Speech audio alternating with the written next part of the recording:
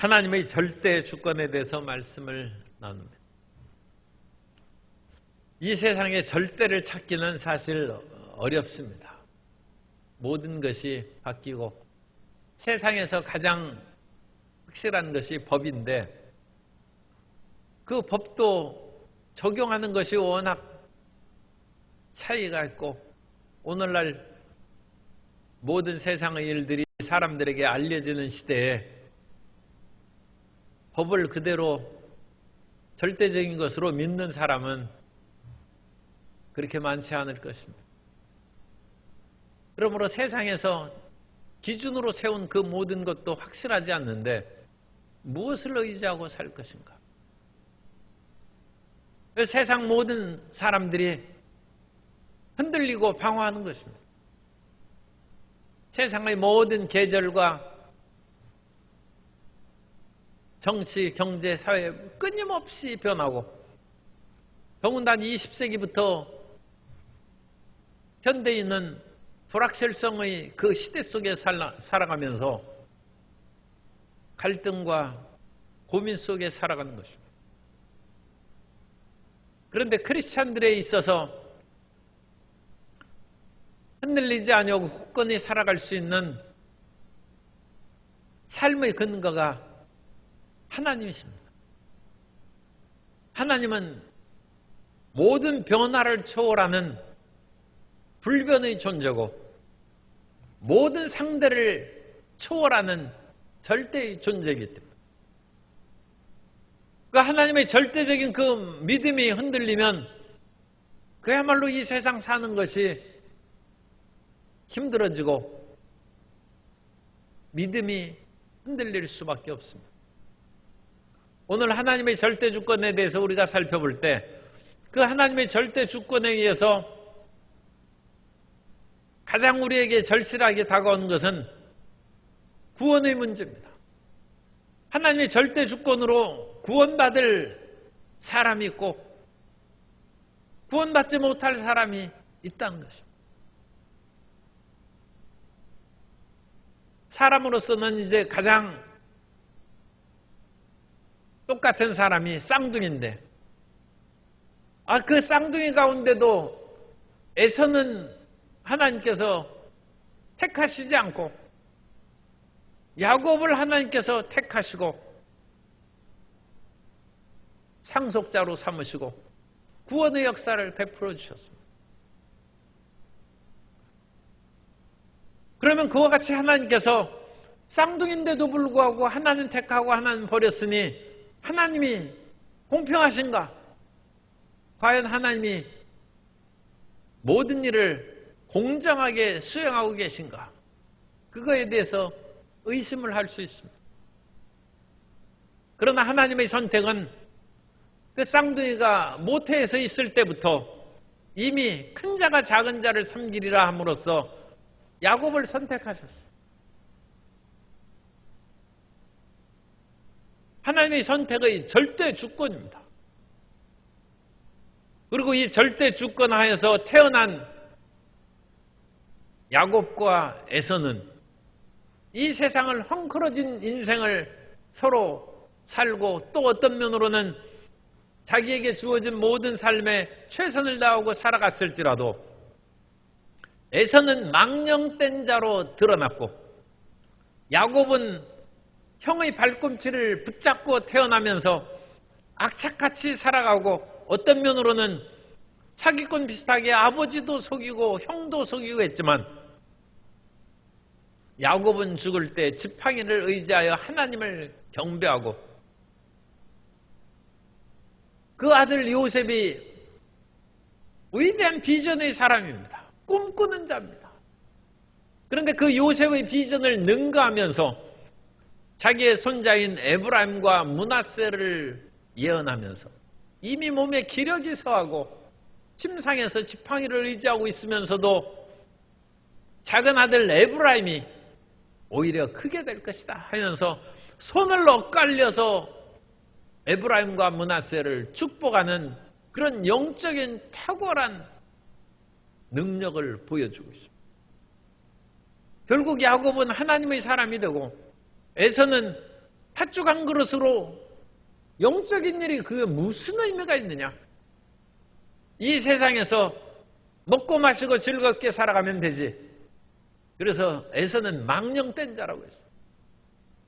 내일이 없는 사람이고 보이지 않는 세계가 없는 사람은 그것은 망령된 사람이고, 하나님은 보이지 않는데 하나님이 없는 사람이죠. 결국 하나님의 절대 주권하에서 야곱을 선택했는데, 그 살아오는 모든 일생을 우리가 살펴보아도 하나님의 선택이 옳았다는 것을 우리는 확인할 수 있습니다.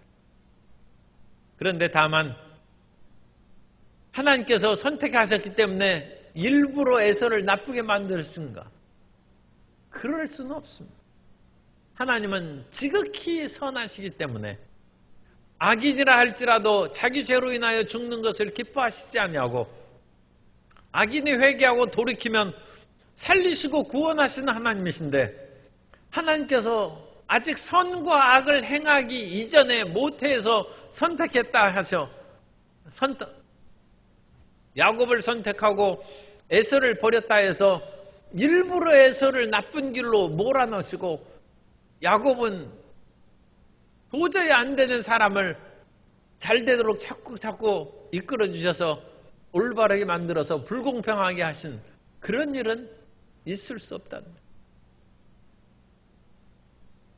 하나님의 절대 주권하에서 있는 그 모든 일은 절대적으로 선한 것입니다. 하나님의 절대 주권은 절대 선이다. 그걸 생각하면 됩니다. 우리 인생의 그 모든 길은 상대적이기 때문에 끊임없이 변화 속에서 살아갑니다. 모든 인생은 풀과 같고 그 모든 영광이 푸르의 꽃과 같아서 풀은 시들고 꽃은 떨어지는 것입니다. 그러나 하나님의 말씀은 세세토록 있다고 했습니다. 그러므로 우리가 하나님의 절대 주권을 믿는 그것을 구체적으로 우리가 얘기하면, 하나님의 절대적인 주권을 믿는 분은 말씀을 믿는 것입니다. 성경 말씀을 믿는 것입니다. 그래서 우리는 성경의 무호서를 믿는 것입니다. 성경은 정확무오한 하나님의 말씀이다. 그것을 수천 년 동안 믿어왔어요. 수천 년 동안 믿어왔는데, 근대의 그런 새로운 시대가 들어오면서 인간의 이성을 진리의 판별 기준으로 삼는 새로운 시대가 들어오면서 인간의 이성에 의해서 성경을 분석하고 비평하는 그런 자유주의 신학이 다가오면서 성경의 무호성을 그것을 부정하기 시작하고, 하나님의 말씀을 하나님의 말씀으로 받아들이지 않는 그런 자유주의 세태가 나타나서 수많은 사람들이 유럽에서 신앙을 잃어버리고 방황하고 침몰해버렸습니다. 오늘날 우리가 성경의 정확무호함을 우리가 믿는 것은 성경이 하늘에서 떨어졌다고 믿는 것이 아니라 사람의 손으로 기록되었음에도 불구하고 하나님께서 그 모든 것을 정확무호하게 이끌어 가셨다는 것을 믿는 것입니다. 성경은 하나님이 쓰신 것이 아니라 사람의 손으로 쓴 것인데, 사람의 손으로 쓰는 그 모든 것을 하나님께서 감동 감화하사 하나님의 정확무호한 뜻이 다 나타날 수 있도록 주님께서 주장하는 것입니다. 그러므로 기록의 그 모든 문제에 있어서는 인간의 손을 거쳤을 때 그 모든 것은 정확무호한 하나님의 말씀이라는 것을 우리가 믿음으로써 하나님의 절대성을 우리가 받아들일 수 있고, 하나님의 절대 주권을 성경을 통해서 확인할 수 있는 것입니다. 그러므로 성경을 굳건하게 믿고 그 말씀대로 전진하는 우리 모든 성도님들이 되시기를 바랍니다. 빌리 그레이엄 목사님은 세계적인 부흥사인데 빌리그람 목사님이 항상 얘기하는 것이 바이블 세즈입니다. 성경에 말씀하시기를. 그러면서 복음을 증거할 때 하나님의 위대한 구원의 역사가 모든 심령에 파고들었습니다. 그것은 곧 예수님께서 가르쳐 주신 말씀입니다. 예수님께서 40일 동안 광야에서 시험을 받을 때 마귀가 와서 예수님을 시험했습니다. 이 돌들을 변하여 떡으로 만들어 먹으라고 그와 같이 얘기했을 때 예수님께서 그야말로 바이블 세즈, 성경에 말씀하기를 기록되었을 때 그랬죠. 왜 성경에 말씀하시기를 그 말입니다. 기록되었을 때 사람이 떡으로만 살 것이 아니요 하나님의 입으로 나오는 말씀으로 살 것이니라. 그 성경 말씀으로 마귀를 대적하는 것입니다. 그러므로 우리는 오늘날 우리 가운데 있는 온갖 삶의 유혹과 의심, 또 귀신과 흑암의 세력이 우리 마음을 어지럽힐 때 마귀한테 아무리 빌고 돈 주고 좀 너무 정난한 표현인데 그 돼지머리 그런 돼지 대가리죠. 그런 거 올려놓고 했다고 귀신이 떠나가는 것이 아니라 말씀으로 대적하면 귀신이 떠나가는 거예요. 말씀으로. 우리 말씀을 기억해요. 성경이 말씀하시기를 그러면 마귀가 물러가는 것입니다. 그래서 마귀가 예수님을 그와 같이 천하의 영광을 보여주면서도 경배하라고 했을 때 기록되었을 때 하나님만을 경배하고 그를 섬기라. 그래서 마귀가 떠나가는 것입니다. 영국의 그런 위글리 월스라는 그런 유명한 그 부흥사가 있는데 그 스미스 위글스 월스는 1859년에서 1947년까지 사신 분이에요. 근데 이분이 워낙 가난하게 그와 같이 자라났기 때문에 글을 못 배웠어요.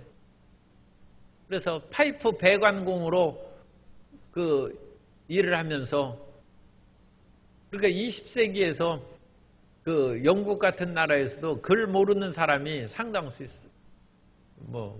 그러므로 우리나라는 옛날부터 이 한글이 있고 그래서 글을 쉽게 언문이라고 해서 좀 멸시하게 했지만 글을 아는 사람들이 이제 많이 썼죠. 그런 거 보면 세종대왕이 한글 만들고 그런 것으로 우리 민족을 굉장히 수준을 높였어요. 그런데 이 스미스 위글스월스는 글을 모르고 살다가 결혼을 한 후에 부인이 보니까 이게 완전 까막눈이거든. 그래서 부인이 글을 가르쳤어요. 그래서 부인한테서 이제 영어 알파벳 ABC를 배우고 영어를 읽을 수 있으면서 그때 처음 성경을 읽었다고 그래요. 그런데 그것이 참 놀라운 거예요. 자기가 이제 어른이 되어서 성경을 읽으면서 세상에 이런 그 기가 막힌 글이 어디 있단 말인가 해서 이 위글스월스가 성경 말씀을 그대로 믿었어요. 그대로. 성경에 있는 그 말씀대로 귀신을 쫓아내고 죽은 사람을 보면 예수님께서 나인성의 과부의 아들이 청년아 일어나라 함으로써 살리고 야이로의 딸이 죽었는데 살린 그 말씀을 읽으면서 위글스월스도 예수님께서 이렇게 하셨은즉 나도 해야 한다 해서 죽은 사람들만 보면 가서 장례 예배를 드리는 것이 아니라 나사렛 예수 이름으로 살아나 해서 20명이나 살렸어요. 20명. 20명이나 살렸어요. 그리고 성경에 있는 예수님께서 각색병자를 다 고쳤기 때문에 이 타협이 없는 믿음. 성경을 그대로 믿고 모든 병자를 다 살리게 했겠습니까만 어쨌든 그것은 자기가 실력이 부족한 것이고 모든 사람을 살리기를 원하신다 해서 아픈 사람마다 다 안수하고 죽은 사람마다 다 살아나라고 해가지고 어쨌든 20여 명이 살리고 부인도 먼저 돌아가시는데 부인이 숨을 거두려고 하면 예수 이름으로 다시 살아나라고 해가지고 부인이 죽다가 다시 살아나고 여러 번 죽다가 살아나서 부인이 너무 고통스러우니까 지금 예수님이 나를 부르는데 자꾸 나 붙잡고 그러지 말라고 해서 그래서 겨우 이제 그 부인이 천국 가도록 그냥 그 남편이 놔줬어요. 그런데 우리가 하나님의 말씀을 이와 같이 절대 신앙하느냐, 그것이 이제 그 문제. 절대적인 마음을 갖고 하나님을 믿고 의지하면 하나님께서 역사해 주시는 것입니다. 인도네시아에서도 가나의 혼인잔치에서 물을 포도주로 바꾼 그 기적을 그 20세기 일입니다. 인도네시아 그 교인들이 우리가 여기에서 포도나무가 없으니까 포도주를 못 만든다. 그래서 성찬을 해야 되는데 포도주가 없으니까 우리도 물을 포도주로 만들자. 성경이 있으니까. 그래서 그대로 기도했어요. 그대로 기도함으로 물이 포도주로 변하는 그런 역사가 인도네시아 교회의 간증에 나타나 있습니다. 하나님의 말씀을 그대로 믿고 주님 앞에 기도하면 주님께서 역사하십니다. 그런데 물론 그것도 이제 상당히 위험한 일도 있어요. 어떤 사람이 갈릴리 바다에 와서 베드로도 물에 걸었으니까 우리도 걷게 될 것으로 믿습니다 하고 물에 뛰어들었다가 다 빠졌어요. 그러니까 공연히 그 하나님의 말씀을 정말로 100% 믿는지 아니면 그 말씀을 통해서 하나님을 시험하는지 그것은 이제 하나님이 아시겠죠. 그런 것처럼 잘못된 것으로 하나님을 시험하는 그런 것들은 오히려 큰 낭패를 당하고 화를 당할 수 있습니다. 그러나 그 순수한 믿음을 가지고 역사할 때 하나님의 말씀은 절대 무한 하나님의 능력의 말씀이기 때문에 우리 가운데 역사해 줄 믿습니다. 그래서 하나님의 이와 같은 절대 주권을 믿는 거예요. 절대 주권. 그리고 하나님의 이 절대 주권에 대한 그 모든 것들을 기록한 것이 성경 말씀이다. 그래서 성경을 믿는 것입니다. 그래서 성경에서는 인간의 생각으로는 어찌 죽은 사람이 살아나랴 하는데도 불구하고 하나님은 죽은 자를 살리시고 없는 것을 있는 것 같이 부르시는 하나님이시고 오병이어의 기적이 있어서도 보리떡 5개와 물고기 2마리로 이 수많은 사람들을 수만 명의 사람을 어찌 먹일 수가 있는가. 빌립이 계산해봐도 200데나리온의 떡으로도 부족할 것입니다. 그러므로 이 많은 사람들을 먹이기가 어렵다고 했을 때 안드레가 가져온 보리떡 5개와 물고기 2마리로 예수님께서 남자만 5,000명 아이들과 부녀자까지 그러니까 다 하면 수만 명 먹었다. 그래서 제가 항상 강조하는 얘기입니다만 30배, 60배, 100배, 만배로 복을 받는 것은 오병이어를 2사람 식량 몫으로 계산했을 때 남자만 5,000명이니까 최소한 2만 명이다. 그래서 2만 명은 2명 먹을 것을 2만 명이 먹었으니까 만배로 늘어났죠. 하나님께서 오병이어의 기적을 통하여 만배의 복을 주신다. 사람의 수학으로는 불가능한 것일지라도 하나님의 수학에서는 그 위대한 역사가 나타나는 것입니다. 사람이 어찌 홍해바다를 건너겠습니까? 그러나 하나님께서 홍해를 가르사 이스라엘 백성들을 물가운데로 지나게 하셨다고 말씀하시고 광야에서 만나와 메추라기를 불어넣어 주심으로 40년 동안 광야에서 살아갈 때 이스라엘 백성들이 굶주리지 않고 목말라서 기진하지 않고 주님께서 먹을 양식과 물을 주셨다. 예전에는 금식 기도를 많이 할 때 가끔 하나님께서 만나를 먹여주신 그런 체험도 있어요. 그래가지고 며칠 굶어가지고 기진하고 있을 때 하나님 앞에 부르짖어 기도하는 중에 어떤 달콤한 것이 그냥 목젖을 타고 이제 흘러내려가는 거예요. 그러면 온몸에 팔팔 힘이 생겨요. 그래서 그것이 하나님께서 천사를 통해서 만나를 먹여주시지 않았나, 이제 그런 생각을 한 적도 있습니다. 하나님께서 인생에 필요한 것을 채우시고 놀라운 역사로 우리의 살 길을 이끌어 주신다는 것입니다.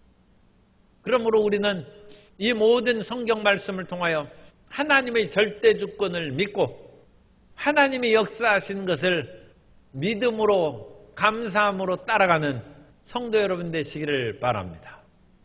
그래서 우리가 하나님께서 역사하신 것을 믿음으로 다 받아들여야죠. 그런데 그것을 받아들이지 않고 의심하고 힐문하고 반발할 수도 있어요. 그래서 19절에 보면 혹 내가 말하기를 그러면 하나님이 어찌하여 허물하시느냐, 누가 그 뜻을 대적하느냐 하리니, 하나님께서 절대적인 주권으로 어떤 일을 정해놓고 일을 수행한다면 지금 내가 악을 행하거나 죄를 짓는 일을 할지라도 하나님께서 정해서 놓으신 일이니까 그 길로 갈 뿐인데, 그 죄악에 대해서 나에게 책임을 묻는 것은 그건 잘못된 것이 아닙니까?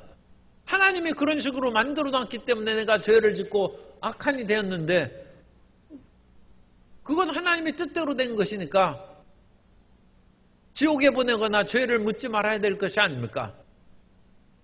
그런데 그거에 대해서 사도 바울은 지금 대답은 해주지 않고, 사도 바울이 대답할 말이 없어서 그런 것이 아니라 하나님 앞에 감히 대드는 그 자체가, 인생은 그야말로 사마귀와 같은데 수레바퀴를 저항하는 것처럼 어리석은 것이다. 그 얘기로 20절에 이 사람아 내가 누구이기에 감히 하나님께 반문하느냐, 지음을 받은 물건이 지은 자에게 어찌 나를 이같이 만들었느냐 말하겠느냐. 그래서 토기장의 비유처럼 예레미야에게 하나님께서 토기장이한테 가서 그릇을 어떻게 만드는지 가서 보라고 합니다. 그러자 토기장이가 진흙을 가지고 그릇을 자기 원하는 대로 만듭니다. 그걸 보고 하나님께서 예레미야에게 말씀하십니다. 토기장이가 진흙을 가지고 원하는 그릇을 만들듯이 창조주인 내가 인생과 세계의 모든 역사를 내 마음대로 할 권한이 없겠느냐. 혹시라도 이 나라를 멸망시키기로 작정했다 할지라도 그 나라 백성들이 회개하고 돌아서면 다시 그 백성들에게 삶의 길을 열어줄 권한이 내게 없겠느냐. 그러나 반대로 이스라엘 백성들에게 내가 복을 주기로 작정을 했는데, 그 이스라엘 백성들이 온갖 불의와 죄악으로 말미암아 하나님의 뜻을 거스리고 우상 숭배했다면 그 복을 거두는 권한이 어찌 없겠느냐. 하나님의 주권을 말씀하죠.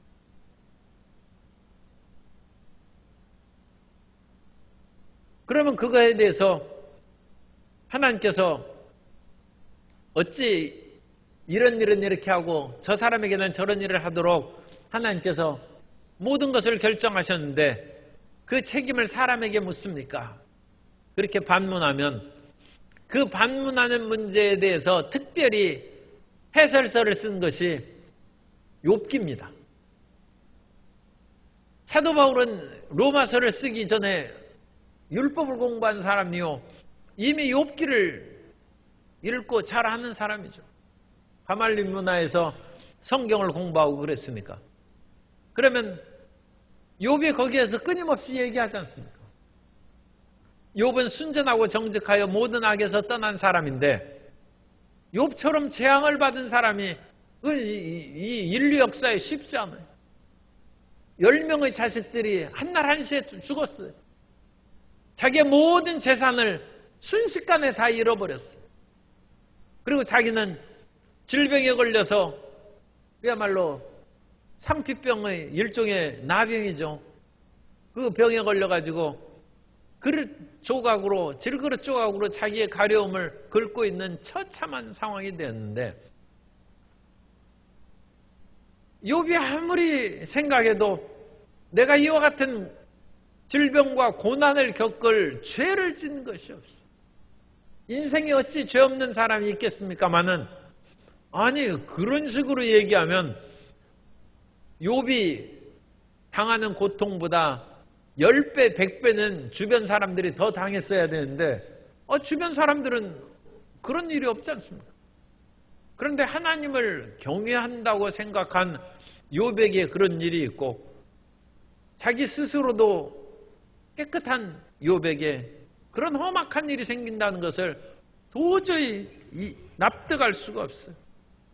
그래서 욥이 하나님 앞에 그 억울함을 호소하려고 부르짖습니다. 욥기 23장 3절 이하에 보면, 내가 어찌하면 하나님을 발견하고 그의 처소에 나아가랴. 어찌하면 그 앞에서 내가 호소하며 변론한 말을 내 입에 채우고 내게 대답하시는 말씀을 내가 알며 내게 이르시는 것을 내가 깨달으랴. 그래서 하나님 앞에 나아가서 내가 할 말이 있다는 거예요. 지금 로마서에서는 감히 내가 누기기에 하나님께 반문하느냐 하면서 그냥 입을 딱 닫아놨죠. 그것은 하나님께서 할 말이 없으셔서 그런 것이 아니고, 또 사도 바울이 하나님의 계시를 받아서 그 반박하는 말을 쓸만한 그런 것이 없어서가 아니라,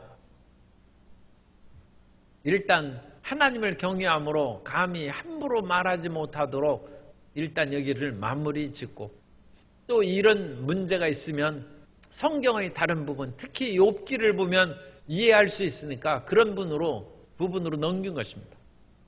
하나님께서는 인생이 하나님 앞에 자꾸 얘기해도 하나님이 대답할 말이 없으시겠습니까? 무조건 너는 믿으라 그렇게 억지로 강요하고 굴복시키겠습니까? 그렇지는 않습니다. 욥이 그와 같이 찾지 않습니까? 끊임없이 찾고, 그런데도 하나님이 안 나타나셔요.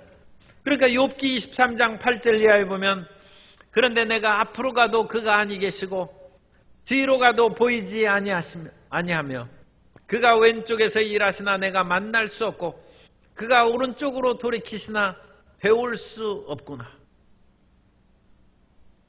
하나님이 안 만나 주시는데 사람이 만날 실력이 없죠.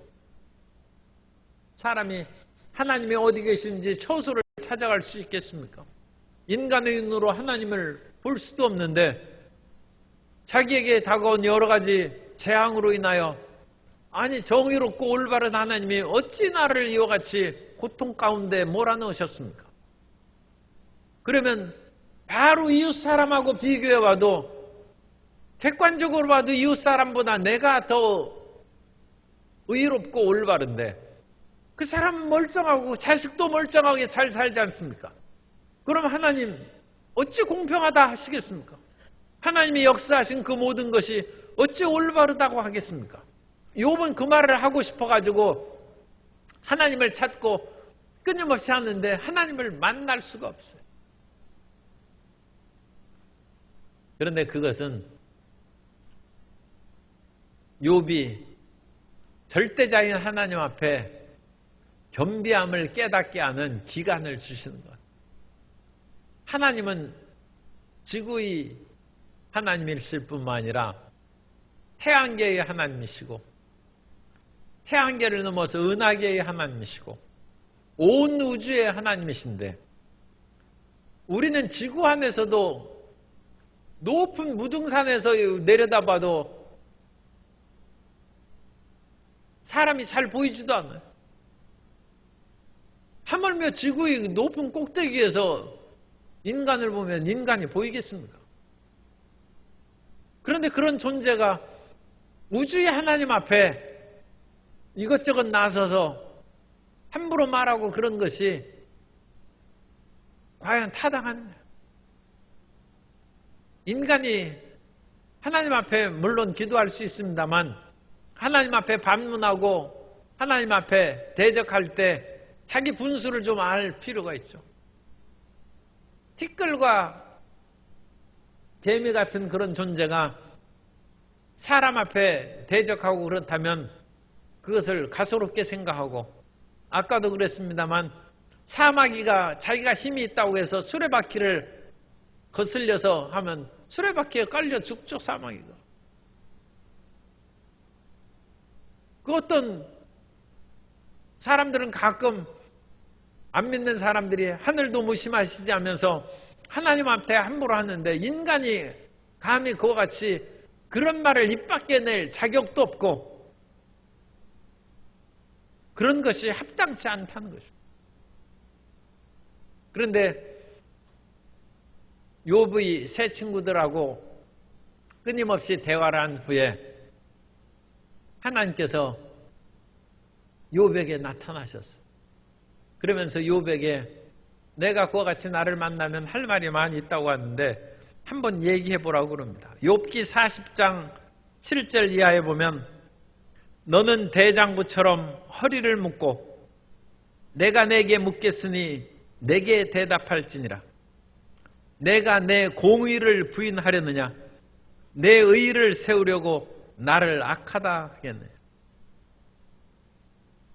그래서 그 뒤에 이제 나오는 40장 후에 나오는 하나님께서 천지를 지으시고 모든 일을 행했을 때 욥은 내가 무엇을 했느냐, 그리고 이 모든 것을 다스리는 그런 하나님의 섭리를 내가 어찌 알느냐, 그런 것을 질문하는 내용으로 욥이 나옵니다만, 우리는 우리가 아는 여러 가지 그런 단편적이고 가벼운 지식으로 하나님의 지구를 운행하시고 우주를 운행하시는, 그리고 이 지구에도 끊임없이 그 유성이 태양계에서 끊임없이 다니지 않습니까?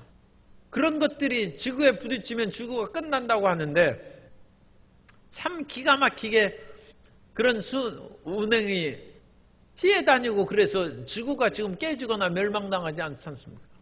이 모든 것이 정확하게 태양계에서도, 또 이 태양계가 운행하는 것이 은하계에서도 질서를 마련해야 되고, 이 은하계는 수없는 은하계 속에서 하나의 부분에 불과한데, 그런 모든 것을 총괄하신 하나님의 섭리를 우리가 어찌 다 이해하고, 그 모든 것 속에서 지구도 보존하고 은하계도 보존하는 하나님의 모든 일하심을 우리가 어찌 이해할 수 있겠습니까? 그렇다면 우리는 오직 감사로 하나님 앞에 나아가는 것이 올바르다고 생각합니다. 하나님의 절대 주권을 인정하고 하나님의 신묘막측하고 오묘하심에 대해서 하나님이 행하신 대로 우리는 아멘하고 따르는 거예요. 그리고 우리가 가면서 더 하나님에 대한 지식이 늘어나고 우리의 영적인 성장이 이루어지면 조금씩 더 알아가게 되겠죠. 알아가게 되지만 종국적으로 우리가 그것을 알면 또 얼마나 알겠습니까? 항상 믿음과 감사함으로 하나님이 행하신 길을 따라가는 것이 지음받은 우리의 마땅한 길이고, 또 우리가 그 안에서 하나님과 더불어 올바르게 살아가는 길인 줄 믿습니다. 그래서 로마서에 있는 이와 같이 하나님의 절대 주권 하에서 우리의 믿음을 얘기하는 것입니다. 하나님께서 우리에게 할 말씀이 없어서 그런 것이 아니고, 우리가 아무리 지금 생각하는 것이 세상이 뒤집어지고 이상한 일이 무수하게 있을지라도 그런 거에 대해서 하나님께서 해명할 수 없기 때문에 해명을 안 해주시는 것이 아니라, 그 모든 것을 뛰어넘는 하나님의 역사를 우리에게 설명해 주기가 우리 들을 만한 귀가 열리지 아니하고 실력이 없는 것이죠. 그러므로 그거에 대해서 관심이 있는 분들은 열심히 그것을 수첩에 적어놓고 나중에 천국 가서 꼭 물어보시기 바랍니다. 왜냐하면 우리의 육신의 한계를 벗어났을 때는 우리가 훨씬 아마 지혜롭게 될 것입니다. 그러나 우리가 육신을 벗어났다 할지라도 우리가 뭐 엄청나게 갑자기 지혜롭겠습니까? 육신의 그런 어리석은 한계, 시간과 공간의 한계를 벗어났기 때문에 훨씬 더 좋아지긴 하겠습니다만 우리가 이 땅에서 가지고 있는 마음의 상태가 크게 변화되지는 않습니다. 그러니까 그 마음으로 하나님을 알아가는 데는 또 천국에서 얼마나 오랜 기간을 우리가 기도하고 그야말로 공부도 해야죠. 천사들한테 아마 배워야 될 거예요. 그래가지고 하면 조금씩 하나님의 이와 같이 신모막측한 것을 우리가 좀 더 이해할 수 있을지는 모르겠습니다만 우리가 그와 같은 일이 있기 전에는 하나님의 절대 주권에 대한 믿음을 가지고 하나님의 이 절대 주권 하에서 기록해 주신 그 말씀을 믿고 그 말씀 안에서 모든 것을 감사함으로 우리가 행해 나아갈 때 하나님께서 우리의 모든 삶을 선한 길로 인도해 주실 줄 믿습니다. 그래서 하나님께서 이 진흙의 모든 그릇을 만들듯이 그와 같이 모든 것을 만들고 그래서 하나님께서는 이스라엘 백성들만을 구원하시려는 것이 아니라 아브라함을 선택하셔서 이스라엘 백성들을 만드시고 그 이스라엘 백성들을 통하여 온 인류를 구원하시려는 하나님의 계획을 가지신 것입니다. 그래서 아브라함이 창세기 12장 3절에 있는 것처럼 너는 복이 될지라 너로 인하여 천한 모든 사람이 복을 받는다는 것입니다. 아브라함의 혈통도 닿지도 않는 그 모든 사람이 어찌 복을 받습니까? 그것은 아브라함의 육적인 자손이 되어서 복을 받는다는 얘기가 아니라 아브라함이 믿음으로 말미암아 하나님께 나아가 복을 받은 것처럼 모든 세상 사람들이 믿음으로 말미암아 구원을 받고 복을 받는 그 길로 들어선다는 것입니다. 그러므로 아브라함은 믿음의 조상이 되는 것입니다. 그래서 이방인들이 처음에는 구원을 받지 못했어요. 아브라함과 그 후손들이 살아갈 당시에 이방인들은 하나님도 없고 그야말로 방황하면서 험악하게 살아갔습니다. 그러나 하나님께서 때가 되시자 그 아들 예수 그리스도를 보내셔서 구원의 길로 인도해 주신 것입니다. 천국에 보면 포도원의 비유를 예수님께서 말씀하셨는데 포도원이 있는데 그 포도원에서 인부들을 이제 불렀었어요. 유대인의 시간은 아침 해가 뜨는 6시부터 시작합니다. 그 아침 6시에 나가보니까 일자리가 없나 해서 사람들이 있어요. 그래서 그 사람을 불러서 내가 하루 일당으로 한 데나리온, 하루 품삯입니다. 한 데나리온을 줄 테니까 포도원에 가서 일을 하라. 그래서 그 사람들이 그야말로 기쁘게 가서 일을 했어요. 그런데 3시에 보니까 또 일 안 하고 빈둥거리고 일거리가 없나 찾아다니는 사람이 있어요. 3시에 가서. 그리고 다시 그 사람도 포도원으로 보냈어요. 6시에 가니까 또 있어요. 나중에는 11시에 가니까 여전히 놀고 있는 사람이 있어요. 11시는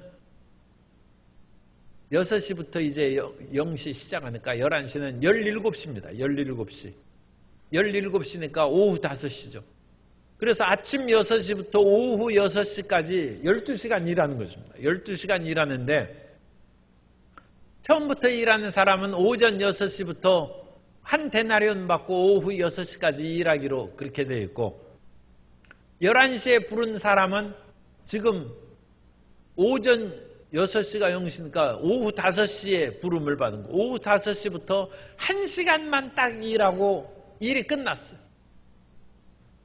그런데 그 사람에게도 한 달란트를 줬어요. 한 달란트. 그러니까 아침 6시부터 일하는 사람은 저 오후 5시에 와서 1시간만 일한 사람도 한 데나리온을 받았으니까 우리에게는 더 주겠지 했는데 주인이 자기들도 한 데나리온을 주는 거예요. 그러니까 그 사람들이 불만을 얘기한 거예요. 아니 이 사람은 1시간밖에 일을 안 했는데 한 데나리온 주면 하루 종일 떼학볕 속에서 우리가 땀 흘려 일한 우리는 더 줘야 될 거 아닙니까? 그러자 주인이 얘기하는 것입니다. 이 사람아, 내가 아침 6시에 일할 때 한 데나리온을 주기로 받기로 하고 이 포도원에 들어가서 일을 시작하지 않았냐? 그러면 너도 한 데나리온을 받아야 되고 이 사람이 오후 5시에 와서 1시간 일하고 오후 6시에 퇴근한 것이죠. 그것을 한 데나리온 준 것은 주인의 선함이라는 거예요. 그건 포도원 주인이 선해서 이 사람은 그러니까 한 데나리온의 12분의 1을 줘야죠. 12시간 일한 사람을 한 데나리온 줬다면 1시간 일한 사람은 12분의 1 데나리온을 줘야 되는데 그렇게 주지 아니하고 이 사람에게 한 데나리온 준 것은 주인의 선하십니다. 그러므로 오늘날 이방인의 구원이 그와 비슷합니다. 이스라엘 백성들은 처음부터 하나님의 부름을 받고 그와 같이 살아왔어요. 그래가지고 쭉 살아오면서 그 사람들은 천국 필산으로 한 데나리온의 그것을 품삯을 받는 거예요. 그러나 이방인들은 세상에서 끊임없이 일자리가 없나 방황하면서 방황하고 살고 오후 5시가 되어서 겨우 하나님의 부르심을 받고 1시간 일했어요. 그런데도 그들에게 한 데나리온을 주고 똑같이 천국의 백성으로 들어갈 그런 은혜를 주셨다는 그건 하나님의 은혜죠. 하나님. 그리고 그것은 하나님의 공평하심입니다. 왜냐하면 한 데나리온을 받는 그것으로는 불공평하게 보일 수 있죠. 12시간 일한 사람하고 1시간 일한 사람이 똑같이 한 데나리온을 받으니까 불공평하게 언뜻 생각할 수 있는데 그렇지 않습니다. 12시간 일한 사람은 아침부터 직장에 취직이 돼가지고 마음 편하게 그렇게 살아왔어요. 그리고 그 11시간 동안 그 주인이 새참도 주고 음료수도 주고 그래가지고 누릴 그런 축복을 다 누렸어요. 이스라엘 백성들이 그런 축복을 받았어요. 하나님께서 여러 가지 은혜를 내리시고 그 은총 가운데 엘리야도 보내고 엘리사도 보내서 죽었던 사람도 살리고 가뭄 내릴 때는 비도 내리는 은혜를 주고 그와 같이 살았어요. 이방인들은 그런 혜택도 못 드리고 그야말로 황량한 삶을 자기 이스라엘 백성들이 취업해서 살 동안에 이 사람들은 취직도 못하고 황폐하게 그와 같이 살았어요. 여러분 직장에서 일하는 것이 고되고 힘들긴 하지만 직장에서 안정대에서 일하면서 점심 먹는 사람하고 밖에서 공원에서 먹을 것도 없고 또 거기에서 공원에서 밥을 먹는데도 밥맛도 없어요. 왜? 취직도 안 되는데 오늘 저녁에 들어가면 처자식들이 기다리고 있을 텐데 어떻게 하면 좋을까 걱정이 태산 같아서 밥맛도 없어요. 그렇게 방황하며 산 사람하고 누가 지금 혜택을 누립니까? 그러나 떼앞에서 일하는 그 고통은 있지만 그 이스라엘 백성들은 수많은 하나님의 은혜를 받았고 하나님이 없이 여기저기 떠돌아다니면서 방황하면서 그와 같이 산 사람은 자유롭게 산 것이 아니라 더 어렵고 힘든 삶을 살아간다. 그러니까 그 사람들에게 똑같이 한 데나리온을 하나님이 주신 것이죠. 오늘날 예수님을 믿고 일찍 헌신하고 충성하는 사람은 하나님께서 놀라운 축복을 주십니다. 그러므로 십자가의 강도는 불쌍한 사람의 십자가의 강도는 막판 그 10분 전에 예수님을 믿고 천국 갔지 않습니까? 가끔 10분 전에 예수님 믿고 천국 갔기를 소망하는데 아니 10분 전에 예수님을 믿고 그 나머지 시간은 도둑질하고 세상에서 방황하고 얼마나 힘들고 그렇게 살았으면 붙잡혀가지고 십자가에 매달리는 도둑이 됐겠어요. 그 험악한 인생을 살지 않도록 일찍 예수님을 믿게 했으면 그건 말할 수 없는 그게 축복입니다. 그러므로 혹시라도 세상에서 조금 더 놀다가 예수님을 믿고 천국 갈 생각이 있는 분은 아예 그 마음을 버리고 그건 십자가의 강도처럼 방황하고 고통스럽게 사는 거예요. 예수님께 헌신하면 예수님이 물도 주고 새참도 주시고 온갖 것 주시니까 그건 누리면서 일도 좀 해야죠. 물론 충성스럽게 일해서 또 그 사람은 충성스럽게 일했으니까 천국에서 또 면류관을 받을 수 있죠. 10분 동안 십자가에 강도는 그 사람은 구원받았지만 뭐 한 일이 있어야 뭐 천국에 가서 상을 받죠. 우리는 하나님께서 이 모든 구원의 섭리를 각 사람에게 베푸시는데 우리에게 주어진 그 삶의 자리에서 감사하고 감격하면서 하나님을 섬기는 성도 여러분이 되시기를 바랍니다. 모태신앙에서 부른 사람은 그것으로 인하여 말할 수 없는 축복을 받은 것이고 젊을 때 부름을 받은 사람은 잠시 젊을 때에는 사춘기에 방황하고 그랬을지라도 젊을 때 부름을 받았으니까 한창 때 더 주님을 위하여 열심히 일할 수 있는 시간을 주신 것을 감사하고 그것도 아니고 나이가 들어서 이제 구원을 받았으면 그것도 하나님께 감사해야죠. 험악한 세월 지나면서 예수님을 믿는 것이 얼마나 귀하고 감사한 것을 뼈저리게 느끼고 생각하다가 예수님을 막판에 믿었으니까 얼마나 기쁘겠어요. 뭐 천국에 상 없어도 돼. 그냥 예수님 믿기만 한 것만 해도 너무 감사하고 고마워. 그 모든 것이 하나님의 절대적인 섭리와 주권하에서 이루어진 것입니다. 그러므로 이방인들도 이와 같이 믿음으로 말미암아 하나님을 믿고 그것을 기뻐할 것이고 유대인들을 또 그 하나님께서 일찍이 부르신 그 모든 것을 감사함으로 우리가 나아가면 기쁨 가운데 하나님의 일을 잘 수행할 수 있다는 것입니다. 여기에서 이제 우리가 25절 이하부터 나오는 그 모든 내용은 그런 예언의 메시지입니다. 그래서 이방인들이 어떻게 구원을 받느냐? 넌 호세아에 그래 내 백성이 아닌 사람을 내 백성이라 할 것이다. 그러나 하나님이 이방인에게도 이미 구원의 길을 다 섭리하고 계획하고 있어요. 하나님은 선하시고 좋으신 하나님이시라는 거예요. 그리고 유대인들은 율법이 주셔가지고 하나님을 잘 착실히 믿고 섬기라고 그랬는데 그 율법을 통해서 끝까지 율법주의 구원을 얻으려고 하니까 그 점에 있어서 의로움을 얻는 것을 실패했어요. 그러나 그 유대인에게 실패한 사람도 있지만 남은 자들이 있어서 그 사람들은 믿음으로 그 사람들은 예수님을 믿는 길로 나아가므로 유대인 가운데서도 구원받는 사람이 많이 있다는 거죠. 그래서 하나님께서는 유대인 중에서도 택함을 받은 남은 자는 믿음으로 의를 얻게 해주고 이방인들은 하나님을 알지 못하고 떠돌아다니다가 어디 살 길 없나 하다가 믿음으로 말미암아 의롭다함을 얻는다는 그 소식을 듣고 너무 감격해서 구원을 받고 그래서 유대인이나 이방인이나 모두 믿음으로 말미암아 구원을 받고 그 모든 것을 섭리하신 하나님은 의로우시다. 그리고 이 모든 하나님의 계획은 완벽하다는 것입니다. 그래서 하나님의 이와 같은 절대 주권과 절대의 섭리를 우리가 마음에 확실하게 믿고 감사하고 기쁨 가운데 전진하기를 원하는 것입니다. 오늘 우리 성도님의 삶에 끊임없이 갈등이 다가오고 어려움이 다가옵니다. 우리 인생에 천차만별의 모든 것이 있습니다. 그러나 지금 살아가는 그 모든 삶에 대해서 하나님의 섭리를 인정하고 감사하시기 바랍니다. 물론 죄로 말미암아 어긋난 것은 회개해야죠.